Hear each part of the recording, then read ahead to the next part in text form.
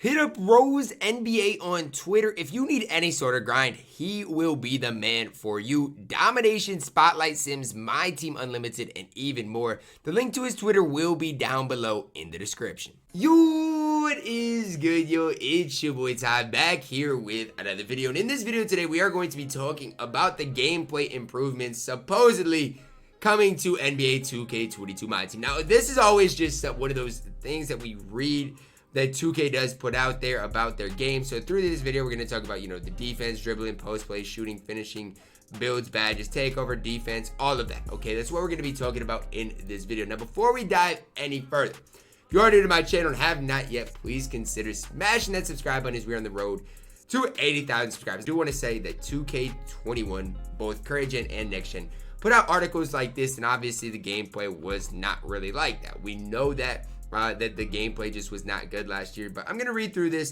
and be pretty optimistic going into the video. So starting with defense and defensive AI. Completely rebuilt shot contest and blocking systems, a significant update to the fundamental defensive rotations, and much more. Okay, here's what I'm going to say. If my defensive AI starts rotating in ways that I don't want them to rotate, I'm going to get upset. Now, what I will say is it says a significant update to the fundamental defense rotations and much more. Does that mean I can control whether my players drop out of the corners? Or if my player drops out of the corner, is my wing defender going to drop and then we're going to rotate crazily with the defensive AI? And maybe I won't even have to do that. Hopefully it doesn't take away from the skill involved in defense. That's really what I hope, because defense is very skillful, I do believe, in the game right now. So hopefully it doesn't take away from that in any way. But obviously I'm fine with the rebuilt shot contest system, especially on next gen, because obviously I don't know how I feel about ghost contest. We'll just see. Blocking systems, I do not like here's what I'll say. The blocking systems, like the chase down animations, for example, or sometimes I don't like, where it gives you like a weird thing if you're the offensive player, like it takes you out of the animation, then you'll just lay it up there and then they'll send it to the 6th row. I just wish it would be smooth. So, I go up there for a layup and then just smoothly, not like a different certain animation, but just smoothly they send it to the 4th row. That's what I hope for like the blocking systems. But obviously we saw in the trailer that, the chase down animation still is in the game. Let's go to dribbling. Players will experience a unique feel and rhythm when sizing up. Significantly faster overall pace and much tighter control in navigating the court, and a ton of other new combos, cancels, and move change. So here's what I will say with dribbling, okay? Current gen and next gen both. Dribbling was I don't think that skillful. Like, even if you watch, the 2K League guards or even like, the top My Team players, the top park players, I don't think dribbling was that hard this year. There needs to be more moves. There needs to be more counters. There needs to be more stuff. Dribbling needs to be more skillful. That's what I need to say. Obviously, with the burst in the game, or like, the next gen, whatever it is, there's kind of a burst on next gen too. It just kind of takes away from everything. But I do think dribbling has the potential, like if you become a good dribbler, that has one of the most biggest, room for improvements in the games. We'll see. Maybe I'll become a better dribbler next year, but that's never been something that I've really worried about. Post play, not something I'm really gonna talk about too much because it probably won't be too useful. Upgrades highlight loads of new content, including new movement and new arsenal of back to basket moves. Now, what I will say is, in like 2K19, post fadeaways used to be cheesy. Even in 2K20, I feel like post fadeaways were decently cheesy. Now, what I also will say to kind of go along with that is that post play was kind of non-existent once the stick got patched this year. So we'll just see if post play is like useful this year or not. Because for a guy like Joel Embiid, for example, early on in the game, or Shaq, if post play was good, they would be maybe useful early on in the game. Shooting, there's a new shot meter that will dynamically expand when players take high quality shots with good shooters, but will shrink when heavily contested shooting with a low rated shooter or fatigued. I like that, or fatigued. That's the main thing that I want to see. Fatigue needs to matter. NBA 2K22 puts more emphasis on shot IQ, meaning the teams that work for open looks and take smart shots are going to see much more success than teams that force up bad shots. Now, what I will say is this. I like the fact that like shot IQ is a big thing. So for an example, this is just my example. Some players dribble the air out of the ball, like James Harden-esque, going around screens for 15 seconds. They get an decently open look, and it's green every single time. Whereas if I kick it to the corner, I'll get a full bar. So hopefully that's kind of what I'm talking about, right? Your high quality shots with good shooters, maybe in the catch and shoot, you're gonna have the biggest green window, it seems like. Whereas if you're shooting with a low rated shooter or fatigued, right? So if you dribble the entire possession, or if your guy's just genuinely tired, the green window should shrink. If that's the case, I'm fine in like the competitive type settings. If it is like green to win, then I'm fine with that. But I pray that fatigue definitely matters, or like low rated shooters. I do think you should be, able to consistently green with the low rated shooter, but the window should be smaller, and that's kind of what this says. The new shot meter, I don't know, hopefully I don't have to use any shot meter, but hey, if you do use the shot meter, this sounds like it's going to be very interesting for you guys. Finishing, along with the focus on creating more of a skill gap for finishing at the rim, players can also completely customize their dunk repertoire with an all new dunk style creator. Now, I think this is going to be more of a my player thing, but maybe like players dunk packages are going to mean more in like my team, for example. So that's what I'm hoping for. So we'll see. But I'm just so tired of the contact dunk animation. So I don't know. I'm hoping for a skill gap, right? Not a certain, because in 2K21 on current gen, if players got their feet in a certain positions, it was a contact dunk every time. So hopefully they kind of take that away. That's my main thing with finishing, but hopefully there is more of a skill gap when it revolves to finishing. And shot aiming is not the answer. Trust me when I say that. Builds, badges, and takeover. Adjustments to create more balanced builds and increase of the total badge count to 80 offer many ways for players to impact the game. Additionally, NBA 2K22 for PlayStation 5 and Xbox Series X and S consoles introduces takeover perks, which you can unlock to strengthen your existing takeover abilities. We'll see what takeover perks are like on the next gen consoles, unlocked to strengthen your existing takeover abilities. Obviously, for my players, it's going to be an interesting thing to see how it goes from my team to my player. I'm not sure how I feel about this, especially the badge count to 80. I don't know about that. I don't know about that. Obviously, in my career, that's one thing. In my team, I'm fine with it. I'm fine with the badge count to 80, but we need to limit badges. I should not see any point guards with brick wall on Hall of Fame next year. Here's the Courtside report sent to us from 2K. So we're gonna read through all this. Hello 2K fans, it's that time of the year when we continue to unpack all the exciting gameplay enhancements and new features coming your way with NBA 2K22. The first year developing on new consoles always brings new challenges such as major code rewrites, new technical hurdles, and systems getting rebuilt. With all that behind us, that's what I'm saying. This year should be good. The gameplay team was laser focused on one goal with NBA 2K22, making a great gameplay experience. Okay, then let's do it, man. Then let's do it. Get us some good gameplay then. With an ambitious feature list that we wanted to tackle this year, fast-paced gameplay, tighter, more responsive movement, more skill-based offense, okay, and big changes to player builder, all of which we're going to tackle in today's blog. We're also made a strong push to ensure that we were delivering the same quality gameplay upgrades on both current and next-gen systems. Okay, I'm fine with that. I really think we should focus on next gen, but I'm fine with that. Just because next gen's the future, so that's kind of my thing. It's like we should focus more on next gen. It's fine. No matter which version you choose to go with this year, you're going to get a brand new experience. But the one major focus for the team that we wanted to be priority one was defense. Okay, defense was priority one. Okay, the primary goal for defense was to give the gamers the tools to be able to really change the outcome of the game on the floor and at the rim. If you were a great perimeter defender who anticipated well, we wanted you to be able to clamp up the dribbler and force a pass. If you were a rim protector, we wanted to give you the ability to send the ball away with weak shot attempts at will. Our engineers were determined to achieve those goals, and we're extremely happy with the results. So, for example, like play now, right? For an example, Drew Holiday should be able to box the opposing's best player. Mikal Bridges, for an example, for the Phoenix Suns, should have be able to box, not necessarily box, but be a very upgraded defender from a guy like D'Angelo Russell. Hopefully that translates to my team too. So I don't know if it's like the Kawhi signature defensive stats or stance, but hopefully that's kind of the goal that and what they got at with that. The shot contest and blocking systems were completely rebuilt. Good, that needed to happen, leading to several new snatch blocks and volleyball spikes that never happened before. I'm fine with that, but I hate the cut scenes. Like it's literally like a cut scene when that happens. I don't know about that. This also paved the way to reward basketball IQ. Okay, much more in our shooting systems. Okay, let's read this again. This also paved the way to reward basketball IQ much more in our shooting systems. The shot contest rewrite rewrite, remove the ghost contest that many complain about. Good. And this year, being out of position or not getting a hand in the shooter's face will lead to the same easy buckets for the offense. I like that. On the other hand, properly crowding shooters with good contests will result in plenty of bricks and air balls, as they should. I overall like this. Like, I think it sounds good. Will they execute it? I don't know, but it sounds good, right? It ultimately sounds good, so that's fine.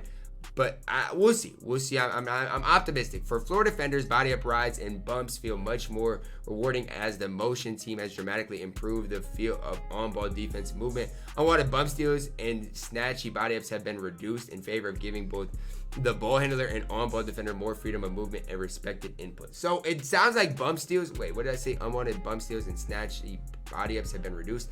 Okay, I'm fine with that. But bump steals, I mean, if somebody dribbles into me, on top of me, I better get the steal. That's all I'm going to say. Shifts, launches, stops, and cuts all feel much tighter. That needs to happen. Because, like, for example, Curry escape. Somebody will be going this way, Curry escape the other way. And my defender slides out of bounds. Look, guys, I get ankle breakers, but that can't happen. And, like, ankle breakers happen way too often with Hall of Fame ankle breaker, too. And with even more new-gen foot planning improvements, you'll see a lot less sliding on both ends of the court. That needs to happen. Steals also received an upgrade with greater emphasis placed on the steal attribute. Low-rated stealers get sluggish animations that punish them when they reach, while high-rated steals with good time and opportunity will be able to pick pockets at a much higher rate. That needs to happen, okay? People should not be able to dribble the air out of the ball. Also be prepared to see more layup dunk strips from high-rated stealers. I like that as well. This is good. This is good so far. Great defense may not always be featured in real-life highlights, but all of these improvements are what I'm most excited about. They lead to much more balance and on-court battles, make the game a lot more fun to play. So it sounds like defense is their emphasis. Now, are all these things going to happen with the way they maybe say? Probably not. But it sounds like defense is going to be it. Defensive AI. Defense was also a major focus on the new gen AI front. So this is new gen. There's an X and O's expert, and the AI team wanted to create a strong foundation to build on for many years to come. A lot of legacy issues were addressed through complete and thorough rewrites of almost all the major defensive systems in the game. Normal defensive positioning logic gives defenders more consistency in their position, regardless of their distance from the basket. This enables a much less jittery defender who knows where they want to be in all phases of defensive positioning. I like this. This, along with motion improvements, allowed us to tighten up general defensive positioning, which means gamers will feel more defensive pressure on ball that was present in last year's game. I like this. It sounds like, just from the outside looking in, that defense was just totally revamped, which needed to happen. But also just like on-ball defense really might see a really big upgrade, because I feel like that's part of the reason nobody really plays on balls. It's just impossible. Brand new hedge defender logic and behaviors give the hedge defender a specific focus for how they react to the ball handler. In the past, the hedge defender's primary focus was their man, so did the AI actively abandon the ball handler. This cascaded into several issues. Ball handler would have an open lane, which in turn would force help to come from the strong side, leaving easy open jumpers in pick and roll situation. This year, our hedge defender can focus on the ball and play two offensive players intelligently, covering the deepest threat. Our drive help was also built from scratch this year to give our AI help defenders more intelligence. Their calculations when to send help on the drive. Please let me customize that. We also increase help defender logic, controlling movement speeds requested in help situations. The AI will no longer send a defender to double a standing offensive player 30 feet from the basket when a user requests drive help in the defensive settings. I pray if I say no help, my defense does not help. That's all I'm asking. This year marks the most significant update to the fundamental defensive rotations we have ever done. We now have the ability to have both single and double rotations to take away the first or second passing lanes once help defense is triggered. This creates more opportunities for a second or third pass to find the open shooter. We also gave our AI the ability to anticipate certain play actions like floppy or down screen actions. When the AI properly detects these situations, the off-ball defender can now go into what we call chase behavior. Okay, that's cool. This helps the AI defenders take the proper route around screens to put themselves in better position to navigate and avoid screen contact. This seems just all over the top of 2K's head, but we'll see how it works. This helps with the overall flow and spacing on both sides of the ball. Lastly, we have also added a brand new cutter help defensive system. This system helps to fill defensive gaps and sends help anytime a player has a clear path to the rim. System can pick up that cutter and send a rotation defender to cover the helper when possible. The combination of all those systems makes it our most significant defensive effort to date, one we fully intend to build for years to come. So here's what I'm saying. Defensive effort. Will it be what it needs to be? I don't know, man. I don't know. I hope it, but it sounds good. The defense sounds good.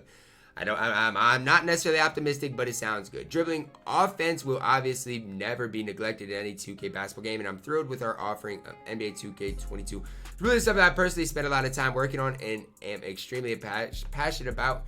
And can say without a doubt, playmakers are going to have a field day with this year's game. The one-to-one basic size has been removed and replaced one-to-one signature size. But what exactly does that mean? Flicking the pro stick in various directions last year gave you fairly generic-looking size-ups. This is true. What it up on the stick gave you a nice yes, it did. This year, the goal was to marry the two together and give each player a unique feel. Okay, that's fine. Ultimately, I wasn't really a dribbler, but that's fine. KD's big hezzy crosses, which he does. Hard as around through the legs move, Steph's quick machine gun cross, and Luka's methodical rock back and forth dribbles are now under the gamer's direct control rather than a preset move. That's fine. The speed stick that we introduced on new gen last year also returns, so flicking the stick quickly results in quicker dribbles, while slower flicks gives you more rhythm. Okay, that's fine. That's fine.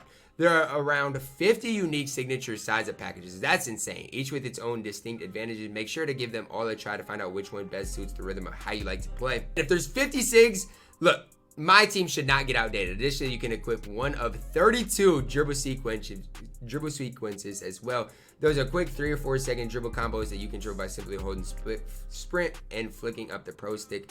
Business signature size-ups and signatures combos together gives you limitless variety. Okay, that's fine. That's fine. Dribbling sounds fine. A ton of other new combos, cancels, and move change you can pull off this year. Drake dribble hezzies and spin step backs being my personal favorites, but I'm not going to go into detail on each of these right now to save you from reading a novel on dribbling. In a nutshell, quickly sending multiple pro stick commands or attempting to move in various directions with the left stick just after performing a dribble move will open up a world of new combos. Okay, so here's what I'm going to say. It sounds like dribbling is much improved.